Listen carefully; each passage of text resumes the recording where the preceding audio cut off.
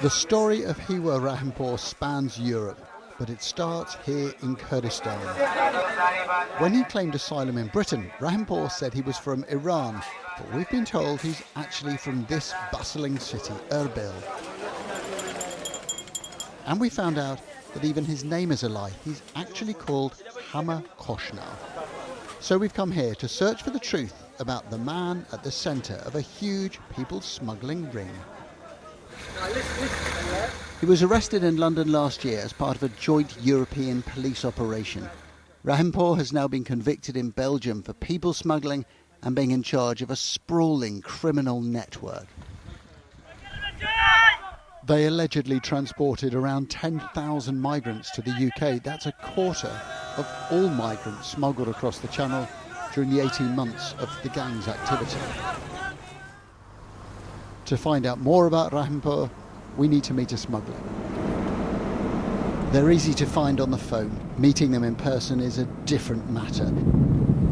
Smuggling is a dangerous business that is shrouded in suspicion. But we persevere and finally arrange an introduction. We meet Karwan and other gang members in an apartment. And while he's keen to protect his identity, he is forthright about the details of his business. I have smuggled 1,000 people into Europe. Karwan says he gets dozens of calls every day from people asking him to arrange the journey and that more and more people want to get to the UK. I show him a picture of Rahimpur, but use his real name. He's called Hewa Rahimpur. I know him. He's from Erbil. Those smugglers in Calais use Kalashnikovs and pistols, so he probably deserved what he got.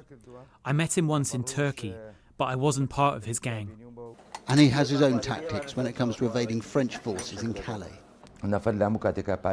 If people want to go and they have money, then we can get them there. Sometimes winter is better, as the police are less patient, but we are patient. Alongside him is Sirwan, another smuggler, and his speciality is getting across the Channel. Just like Koshnau's gang, which was mainly based in Germany, the priority for him is getting a healthy supply of dinghies. Say I need to get a dinghy with a motor to someone in Germany. In Turkey, a lorry driver would just place it under the load. For example, the driver is delivering some furniture. They can hide up to 10 boats under the load of each lorry, so 10 lorries could deliver at least 50 dinghies. It's a vital insight about how they operate, and it mirrors what we know about Rahimpur. These raids in Germany last year were part of the Rahimpur investigation. Hundreds of police officers were involved. They found firearms, as well as dozens of boats, motors and life jackets, shipped from Turkey and then stored by Rahimpur's gang. The huge surveillance operation led to many arrests. And lots of those men had direct connections back here to Kurdistan. The appetite is enormous. The reason there are so many people smugglers in Kurdistan is that there are so many people in this region who want to be smuggled. And that allows individuals like Rahimpur to flourish and to get rich. People like these young men we met in Erbil, both 19, both determined to make a new life in Britain, come what may. I'm confident 100% I will get there. And the smugglers told me, if I don't get you there, don't pay me. Rahimpur grew up on these streets. He came to Britain and helped to smuggle thousands of people across the Channel. But when we talk to the Kurdish government, what they tell us is that there is no big problem, that they think smuggling is under control.